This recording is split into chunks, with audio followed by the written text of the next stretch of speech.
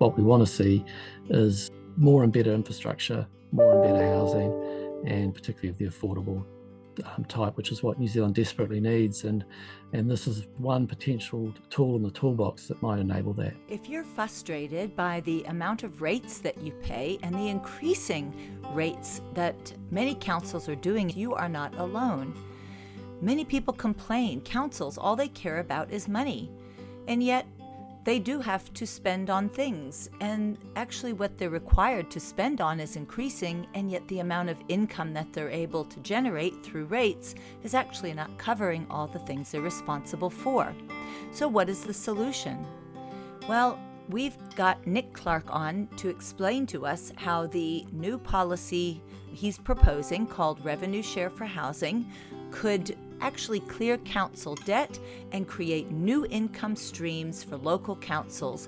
The benefit of this is that rates hopefully won't continue to increase, but also there'll be more money to be able to benefit housing construction and the infrastructure needed to develop new housing.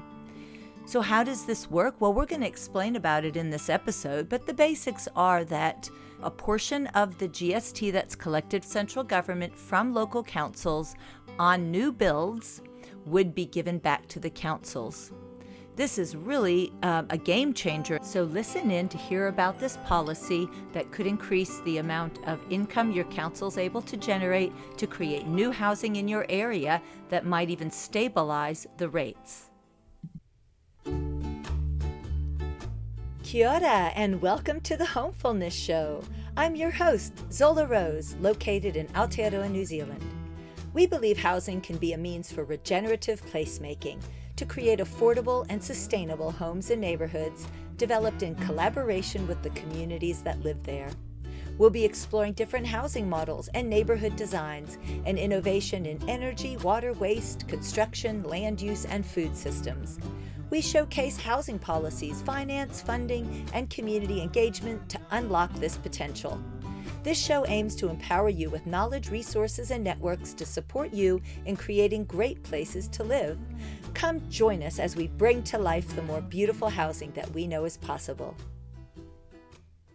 Kia ora, Nick Clark. You are joining us from Wellington today, normally based in Christchurch. You're a senior fellow with the New Zealand Initiative, and I've invited you to come onto the Homefulness podcast because I'm really interested in policy that advances housing and had heard of these concepts which you're going to talk about today and really wanted to dive into the pros and the cons of this policy. We're talking about revenue share for housing. So that's a document that has your name on it that you wrote about, which gives basically three policy options that allows for more funding or finance, more money to be kept at the local government level or given back to the local government that can advance more housing development. And we're going to be talking about the ins and outs of that policy and how folks who are listening might be able to advocate for this policy or how it would affect any particular council in which they're living, whether they're working with a council or living in a council area. Because that's the point of this show, is really to empower folks with information that they can take action on that allows for us to have better and more housing in Aotearoa, New Zealand. Thank you, Zola. It's a pleasure to be on the show. I'll go back a few steps before we talk about work and policy to just talk about yourself. And I'm interested to know your own growing up and what values do you have for housing and home for yourself? So I was born in Darfield, which is a small rural town just out of Christchurch. My dad was the veterinarian there. The first house would have been a vet club house, which was provided by the club that Dad worked for. But being a vet is a very demanding job. And when my younger brother came along, Mum put her foot down and basically said, "You're going to get a 9-to-5 job now, Gary." And so at that stage, we moved to Dunedin, moved into my grandparents' house. And then my grandparents built a house to further up the property. So that house was not quite an extended family situation, but very close to it. So my memories of our housing situation as a child were very family related, which was really cool. So, in terms of housing and home, this point focuses on more housing. What is it that you value regarding housing? What's your bigger picture of housing that you value for New Zealanders? Obviously, better housing, more affordable housing. Clearly, we have a major affordability problem in this country for a number of reasons. A lot of it is down to lack of supply. So we just haven't been building enough houses given the population growth that we've had. There's various reasons why that's been the case. A lot of it is down to land supply, for example. So from my perspective, if we're going to have a country where people feel invested in that country and have secure lives, and not just having a roof over their head, but also an asset that will be able to help them when they are retired. When the key asset for most people once they're retired is their owner-occupied house. We need to be able to give the next generation the opportunity to get on that property ladder. And with house prices to income ratios being the way they have been, that's incredibly difficult for the generations younger than myself. So the whole idea of trying to get more affordable housing, more plentiful housing stock, is to give people that economic stake and security they need that'll set them in good stead. Once you can't just keep working and paying rent forever, at some point you need to have that security of tenure, an asset behind you. And has that personally impacted you, either for yourself or your relatives, friends? Certainly when we got on the property ladder, it was easier than it is now. So I feel quite fortunate that I was able to get on the property ladder about 25 years ago. And certainly house prices to incomes were a lot less punitive than they are now. A lot of young adults wondering whether they'll ever be able to get onto the property ladder, and that affects their decisions that they make about savings versus spending. If you don't think you've got any chance of saving up for a deposit for a house, then you're probably less inclined to want to save generally. But you just don't have that stake in society or the economy that home ownership provides. Yeah, that's right. It's almost like there is a depreciation for those that don't own an asset of their money, because they might save and have, let's say, 150 for a deposit. But if the house prices are rising way more than they're able to afford, that basically, in essence, depreciates their money to perhaps 2/3 or half if the deposit then rises. So, yeah, we've got this odd deflationary aspect of a portion of the population who don't yet own assets. And I find it quite interesting as well, just on that deflation point, which is that a house is like another asset. Or we have cars, and when we look at the value of selling a car in the future, it's not worth as much as it was when we bought it. And yet, oddly enough, although houses do have that same thing of needing roofs replaced or other aspects of the house just having wear and tear and needing replacement, I've never seen a house price devalue or even stay neutral, given that there is depreciation happening. So that is just, for me, an odd economic thing that we sort of accept, but it really isn't normal for any other asset not to be priced according to its depreciation. And that is a big problem that we have, where there's no other asset that can be invested in, really, because of that way of valuing. So I was interested, you're working for the New Zealand Initiative. Would you like to share a little bit about that? What was it that brought you to be there? Why did you want to join? So my background is that I worked for the Ministry of Transport in a policy role back in the 90s, and that included a couple of years working in Parliament. So I've always kind of been interested in the policy/political process, I guess. I worked for Business New Zealand for 3 years in the early 2000s after it was established. And then in 2004, when I moved to Christchurch, I ended up joining Federated Farmers, which is another business group. And I was there as a national policy manager and economist for Feds for nearly 19 years in the end. And then all good things have to come to an end. I thought it was time for a change. So I sort of casting around for my next option. And the New Zealand Initiative was always an organisation that I admired and had interactions with and from my time both at Business New Zealand and at Federated Farmers. Back in the previous existence, it was the Business Roundtable, but after the Business Roundtable finished, the New Zealand Initiative effectively stepped in and took over. And I've thoroughly enjoyed the 7 months that I've been at the New Zealand Initiative now. And it's a great stimulating environment, some very smart people, very capable people that have got just a huge amount of intellectual horsepower and ideas. It's been a think tank. It's a place that generates ideas, and they've got plenty of good ideas for, in my opinion anyway, for New Zealand going forward. So I really feel quite privileged to be given the opportunity to work for the initiative. So then that's where we come to talking about a policy that you're proposing.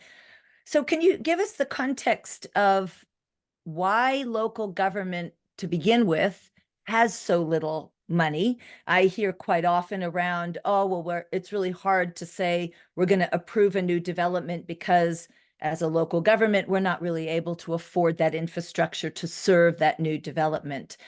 And I've always thought, well, that sounds a bit ridiculous to have that as a problem and not actually have solved that as a solution. So we do have that problem of local government seeming to only have rates as its ability, or one of the few, to bring in income.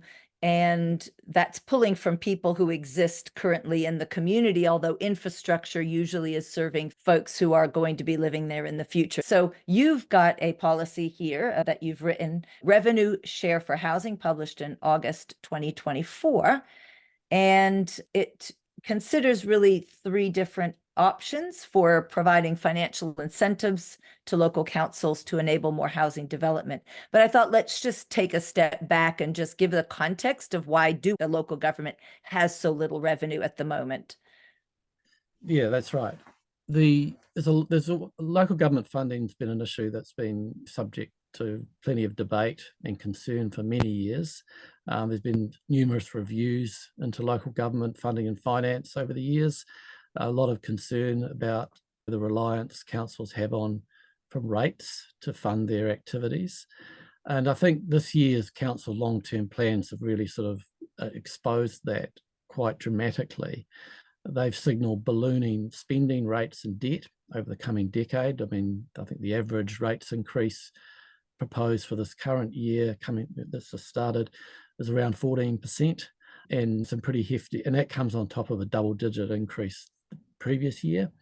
And it's not just going to be 14% next year. There'll be relatively large increases in the next few years after that. And why is that? So councils are facing increasing financial pressures. They're from high inflation, just like everyone else has. Costs of regulation. So central government imposes a lot of regulatory burdens on local government to implement on their behalf. Growing infrastructure needs, not just from growth in terms of growing populations, but also aging infrastructure. And there's a lot of infrastructure that is getting towards the end of its useful life. Some of the higher standards that are being put in place, for example, around drinking water, which is also necessitating upgraded infrastructure. A lot of sympathy for councils. Communities have higher demands as to what they want from their council compared to, say, previous generations. But some councils have made poor decisions around spending. So whatever the cause of these financial pressures, councils, they tend to treat growth as a cost to be mitigated, perhaps through their zoning or consenting requirements, rather than as a benefit to be sought. And there's broad consensus now, changing those incentives matter. And that's one of the things that motivated the GST revenue share, or the revenue sharing options, was to change some of those incentives and to encourage councils to be more encouraging of growth and putting in place the infrastructure, for example, that's needed, housing and other key economic drivers. So at the moment, just to be clear, if people aren't familiar, I believe that GST that is generated from new development is paid by local to central, or does central just take it automatically? How does that work with GST leaving local areas?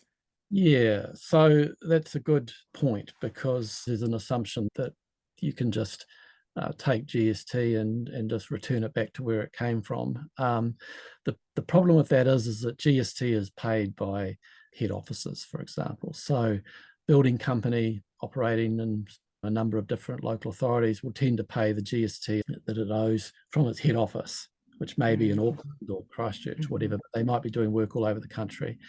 So when we talk about a GST share, which a couple of the options that we talk about refer to, it's more accurate to describe it as a fraction of the value of the work that's been generated by, for example, house building or non-residential building. So it's not so much we're going to tag that GST and return it to a council. It's more about taking the value of, say, building work that's done in a district council area and then applying a percentage, and GST, the percentage is 15%, and then effectively transfer that payment back to the council. So it's not a matter of just saying you get to keep the GST, it's a matter of the government effectively providing a revenue share that could be GST, could be coming from the general pot of revenue that just happens to be 15% or whatever the share it wants to provide back to councils. The GST revenue is quite an attractive, it kind of makes sense, if you like, and that's why we call it GST share. And is that any goods and services, or is that the GST just limited on certain things? Oh, so in the case of these options, it's about the GST or a calculation of estimated GST on the value of building work. So the value of the building work that's put in place. So that's whatever the value of that work, say a building company will report to council for its code of compliance, for example, what the value of that house, for example, will be. And then that's recorded in the stats. And then when the government can then say, okay, we'll give 15% of that value to the council. And is there any reason to exclude anything else besides buildings? So at the moment, we're just talking about building because this is a housing policy. The third option in our paper, which was around a GST on rates, so the amount of rates that councils collect and apply GST, that's another option we looked at. We weren't so keen on that because it wasn't a direct incentive for councils to encourage more housing and development.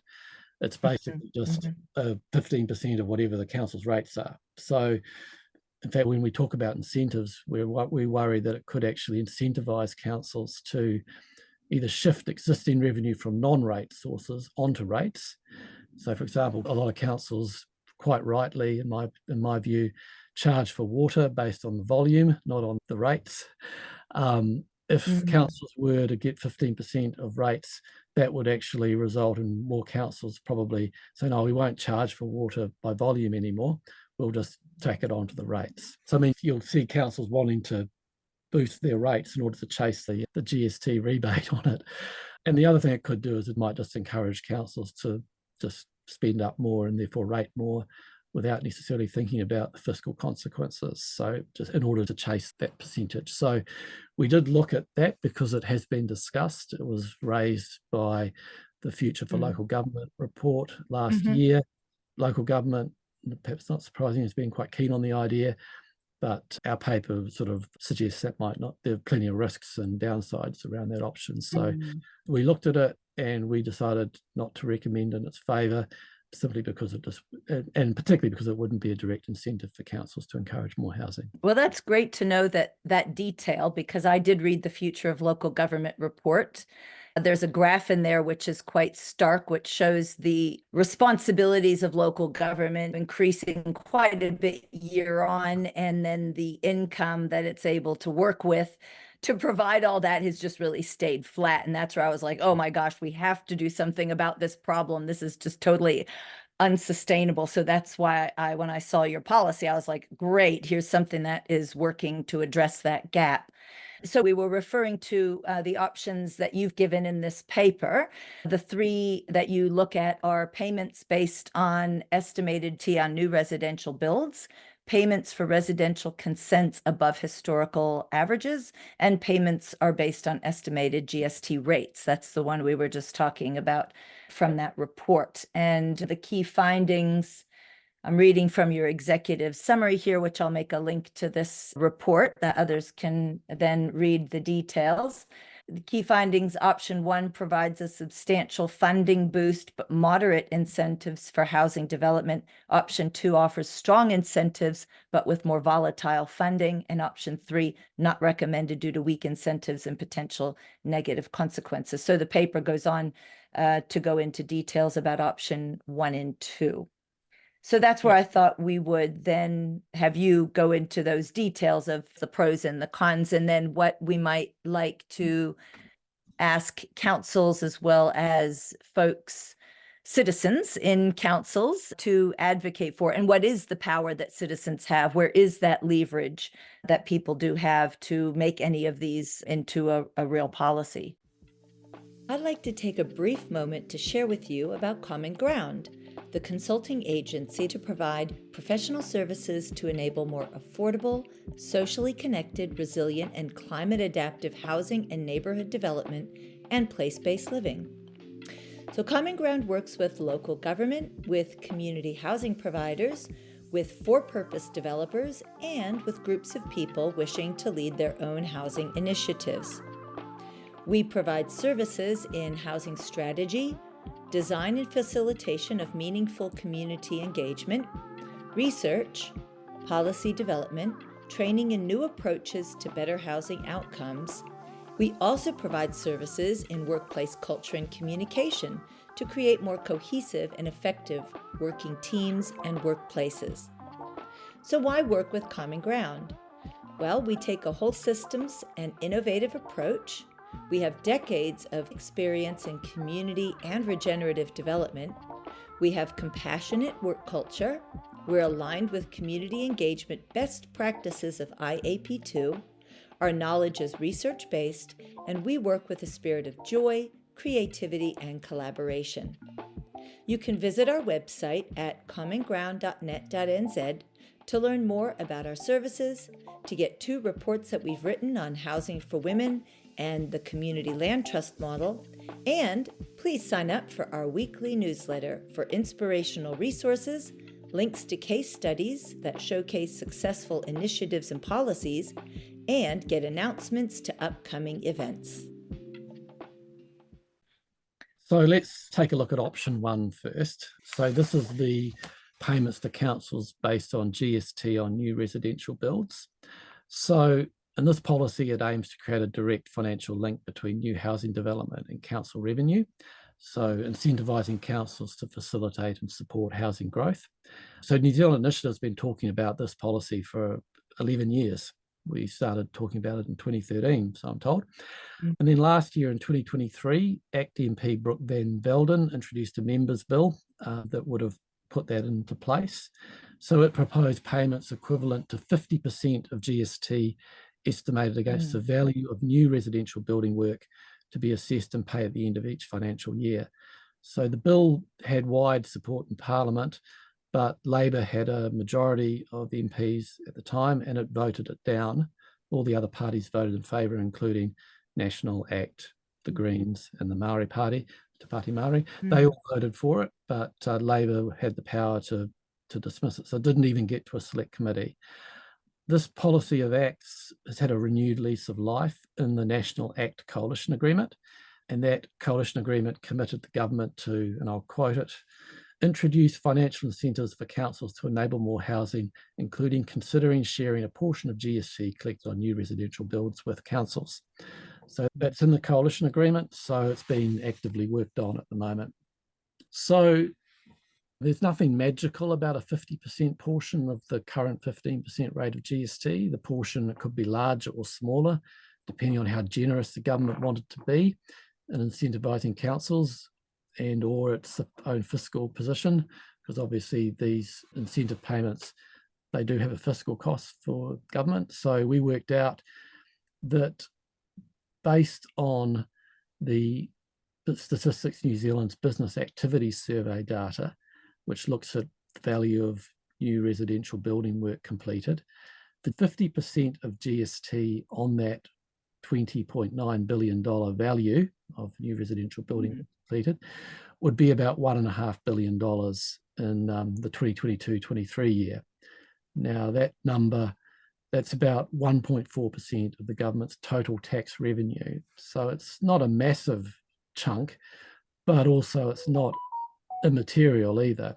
And it's something that, particularly when the government's running a reasonably large deficit at the moment, it's something that it would have to weigh up along with everything else that governments are expected to spend money on, and all the demands from whether it's health or roading or superannuation or whatever, all those big ticket items that the government has to weigh up all the things it needs to spend money on. So a relatively small portion of the government's tax take, but actually a very material 11% boost to local government operating revenue. And it would have closed most of local government's collective deficit for that year. So local government has a reasonably hefty, I think it's about, and collectively put all the councils together, about $1.7 billion. So it would have closed at least a large chunk of that deficit. So basically, it's quite a generous payment. All councils would get something, which is an advantage if you want to look at it from an equity perspective. The ones that consent more houses will get more, so there is an incentive effect. But even if councils are not friendly towards housing and don't consent many, they will still get payments. So it's what you'd call a moderate incentive effect in our view. The other issue around this proposal is that the data on the value of building work would need to be robust. The survey that I referred to from Statistics New Zealand is based on what they call modelled administrative data supplemented by a sample survey. So it's not hard data, it's more like an estimate. So in order to ensure that the amounts are robust and can't be gamed by, say, councils wanting to maximise the value, there would need to be some sort of auditing or monitoring process to make sure that it couldn't be gamed. There are other ways to do option one. You could do it based on, rather than on the value of building work completed, you could do it on the value of building consents issued, which is more of a future focused. The building consents issued, again, if you did it based 50% of GST on the value of building consents issued, there'd be about $1.2 billion, so a little bit less than the building work completed. Yeah. So the advantage of going on building consents issued is it's a little bit more future forward, which is quite useful for indicating demand for council infrastructure and services. But again, it would provide all councils with something, although some councils would get a lot more than others based on the fact they consent a lot of houses. So again, moderate, they would get it even if they weren't that housing friendly. A bit of a concern maybe is that very small rural councils might not be able to get much money out of either of those two variations of option one. And that's a fair concern because the likes of your Kawarau's or your Wairoas or your Chatham Islands, they may have housing issues and infrastructure issues, that they do, but this sort of payment would not necessarily give them meaningful amounts of money. Now, there is an option that there's a $1.2 billion regional infrastructure fund, which again is part of the coalition agreement this time with New Zealand First, and that might be an alternative funding source for what you call those low growth councils. So that would help benefit those rural and provincial councils that because of economic factors just don't have a lot of house building going on at the moment. So there's various ways you can cut the cake in terms of making these options work. So as you see in the paper, there's a few sort of variations to option one, and all of them are attempts to try and make the policy a bit more granular and maybe workable and less easy to game. But if people are interested in those, they can have a look at the paper. So in terms of the option two undertaken, the second option is the National Party's it's from its Going for Housing Growth policy that it took to the 2023 election. And it included a Build for Growth initiative where councils would be able to get a payment of $25,000 for every dwelling they consented above the average of new consents in the previous 5 years. So it kind of rewards councils that are doing better than their Mhm. previous average. So it's a very sharp incentive. It rewards quite strongly the councils that are doing better than they have in the past. I just wanted to speak to that. A red flag is that what I've heard and what I see is that there's a lot of planners that are leaving local government, or that local government is under capacity with the number of planners that they actually need. So my concern with that is that, do we actually have the capacity within councils to do more consenting, or would councils just outsource that to planners that are not within the local government? Yeah, that's an interesting question I hadn't thought about. I guess if you look at the peak year of building consents, that was 2022, so 2 years ago. And I think we cracked 50,000 a year across the country. And most councils in that period had very strong consents relative to their previous historical averages. Now, consent numbers have since fallen quite sharply, due more to the economic cycle. And I think we're down to about 33,000 consents for the most recent 12-month period. So, in theory, that would suggest that there might be a bit more capacity or perhaps less stress in terms of volumes of consents right now. But if, say, these incentive policies were to boost consent numbers up again, then yes, that could be an issue. But hopefully, if councils can get more revenue from more consents, whether that's through their building consent fees or through, say, these funding boosts that could be from revenue sharing, then hopefully they could perhaps be resourced to be able to do that. I know the government is looking at potential changes to building consenting that could radically change the way consenting is undertaken. It could be that consenting becomes more of a regional function or even a national function, and that would obviously have implications for councils as well.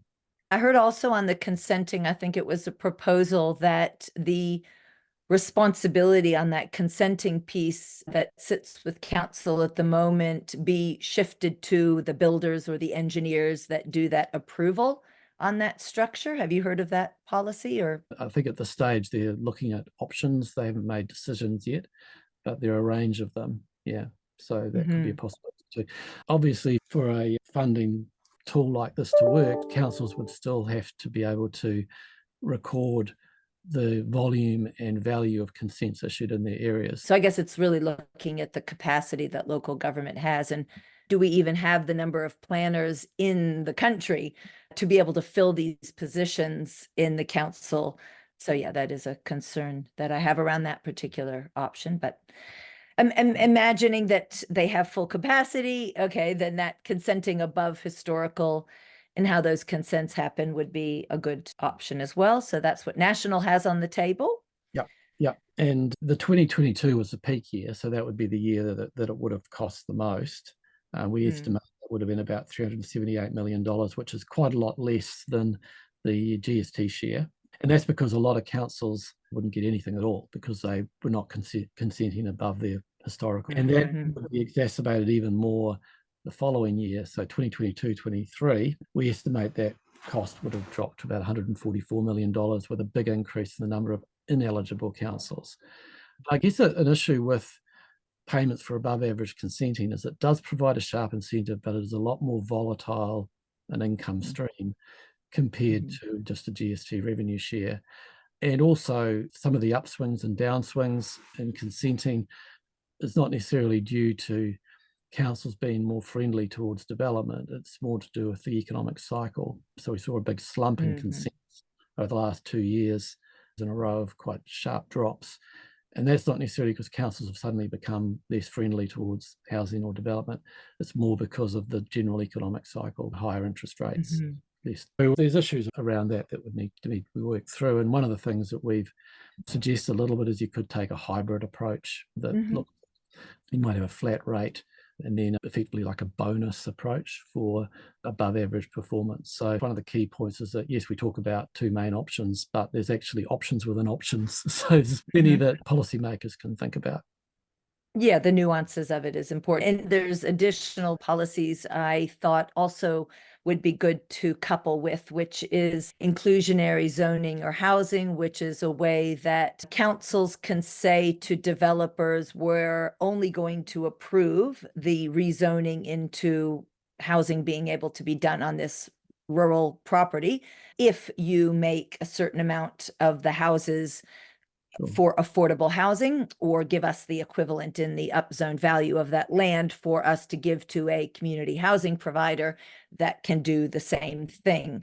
And so if land or the price of it is one of those issues, well, there you go with that complementary policy. You can then free up and make that available. And then we were also talking about the capital gains tax and how that could be another coupling with that provides, or it's an additional kind of a policy that again allows for both governments to have more funding that could go specifically earmark it for housing. Yeah, there's another policy that I've been following in Australia. There's an organization called Grounded. Their focus is on community land trusts, but another side of it is how can we just free up what is available for housing? And one of their policies is on taxing or capping the Airbnb in terms of the number of houses that are sitting empty, specifically just for short-term accommodation. So again, a coupling, could there be revenue that comes to a local government based on looking at more coming from the Airbnb Certainly, there are sector? some councils that would be very keen on that, and there are councils that have differential rates already that try and capture those short-term rental. I think Queenstown might have a differential, or might be looking at a differential for those sort of short-term rental properties. So Grounded, they've got a fairly substantial policy on that Airbnb. So around those details that we were talking about, that might be a place if people are interested to explore that. My particular interest is affordable housing. If we just keep building only market houses, we might just end up with more people who already have assets just investing in those new houses, and we just grow our rental stock, which a lot of people would love to move into home ownership, and they're only renting because the bank won't lend to them, or because there's not enough available, or the prices are just too high. And so one of the incentives is around development contributions for affordable housing. I know inclusionary zoning, inclusionary housing actually is made up of a whole bunch of different parts of things. And I think one of them could be, in terms of development contributions where there is affordable housing, that would look different for a for-profit developer than for a not-for-profit developer. Sure.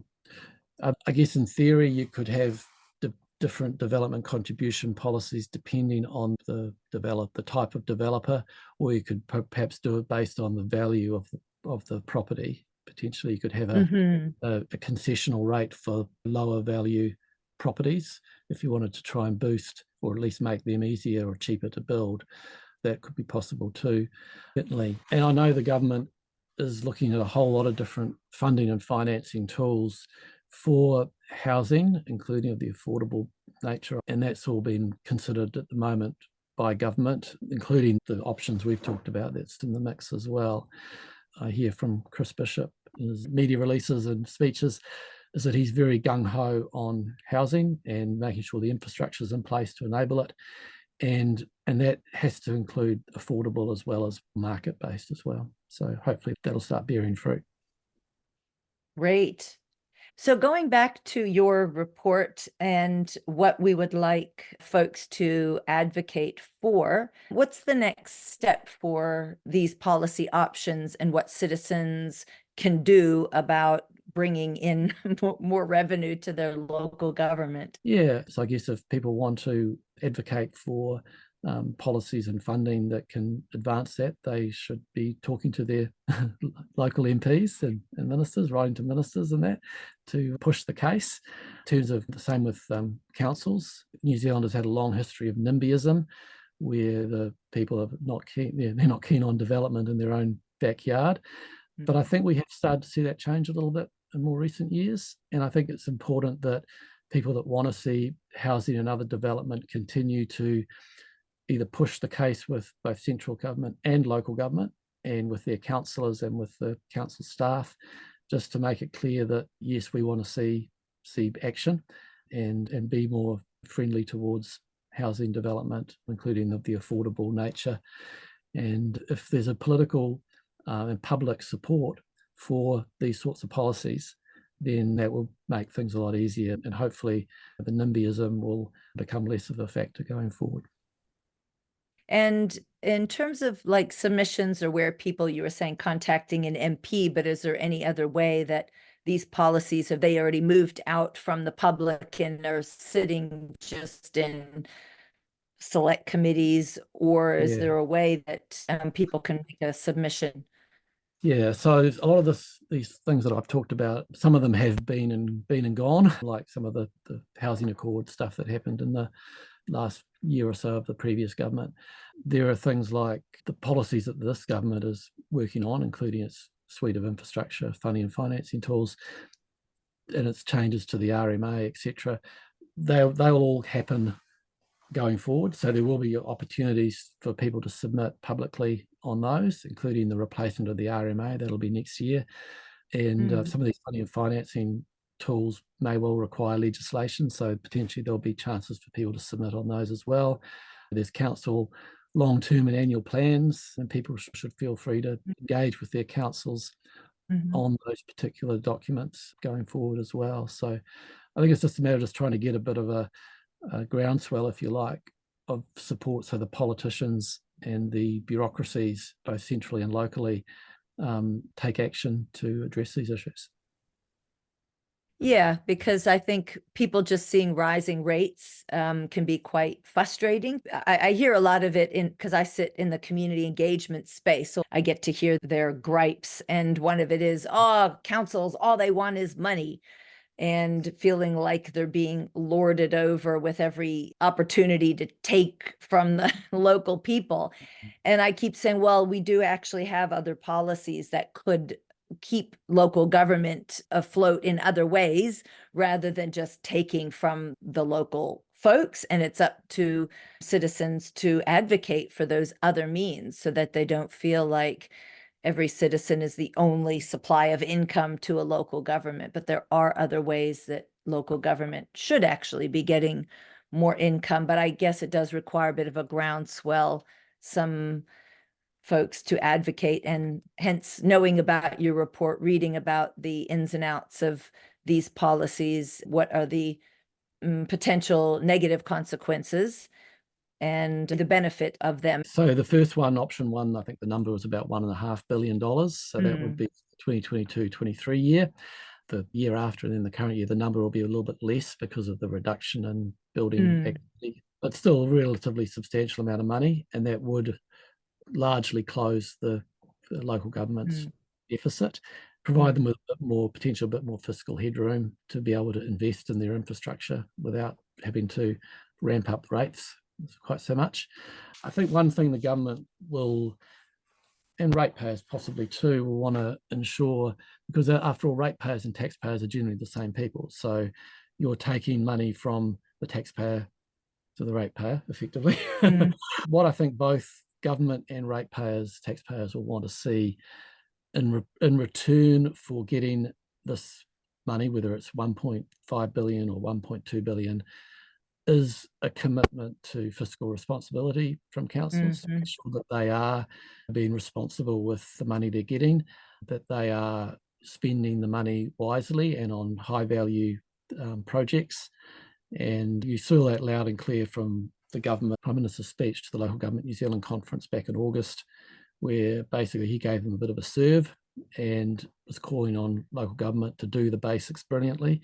So, and certainly was a very popular message amongst ratepayers and not so popular amongst some councils. And I think there's a realisation that if a council is going to get extra money from central government, they do have to demonstrate that they can be trusted with it. And that will be key to whether these proposals will go ahead, because the government has to weigh up all the competing demands for the tax money, whether it's health, education, Mm-hmm. welfare, transport, other infrastructure. Mm-hmm. If local government's going to get $1 billion for a revenue share, then certainly under the current fiscal situation where the government's running deficits, that's money that won't necessarily go to, say, hospitals. So that's kind of the trade-offs that people Mm-hmm. need to understand. So local Mm-hmm. government has to do its bit to be fiscally prudent and responsible, and can demonstrate that it's going to get good value for money for that extra spending.